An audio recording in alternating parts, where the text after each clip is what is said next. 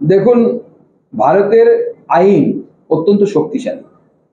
গৃহমন্ত্রী অমিত শাহ যতদিন আছেন বলে ওনাকে যদি অপেক্ষা করতে হয়, তাহলে আরো বহুদিন অপেক্ষা করতে হবে। তার কারণ হচ্ছে, মাননীয় গৃহমন্ত্রী বর্তমানে অমিত শাহজি আমাদের আছেন, ভবিষ্যতেও থাকবেন। তার যদি কোথাও অন্য জায়গায় এলিভেশন হয়, সেক্ষেত্রে যিনি আসবেন তিনি আরো বেশি করা হবে। তো সেই রিলিফ পাওয়ার কিন্তু কোনো জায়গা আমি আপাতত দেখতে পাচ্ছি না।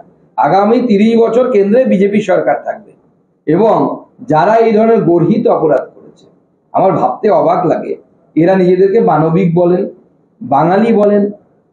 আজকে বাঙালির স্বার্থ নিয়ে বড় বড় কথা বলেন। আমার শুধু একটা ছোট প্রশ্ন, যখন অভিজিৎ সরকারকে পিটিয়ে মারা হচ্ছিল, ইট দিয়ে থেতলে মারা হচ্ছিল, অভিজিৎ সরকারের রক্তটা বাঙালির রক্ত ছিল না?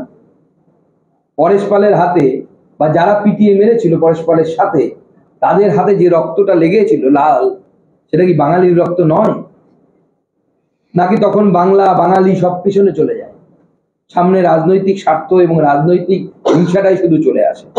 বাঙালির রক্ত তো আপনারা ঝরাচ্ছেন, আপনারা বাঙালি বিদ্বেষী, আপনারা বাংলাকে সব থেকে পিছিয়ে দিচ্ছেন।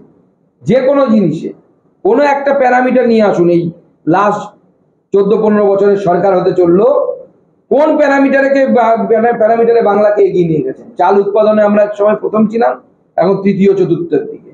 হ্যাঁ, আমরা প্রথম হয়েছি নারী পাচারে, আমরা প্রথম হয়েছি 100 দিনের কাজ বেশি করাতে। 100 দিনের কাজ বেশি করা মানে এটা কোনো পজিটিভ ইন্ডিকেটর নয়।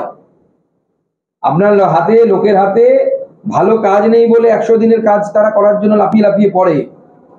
আমাদের এখানে মানুষকে অন্য রাজ্যে ধান পোতার কাজেও গিয়ে মরতে হয়েছে, বর্ধমানের আদিবাসী মহিলাকে। এই ধরনের ঘটনাও ঘটেছে আমাদের পশ্চিমবঙ্গে।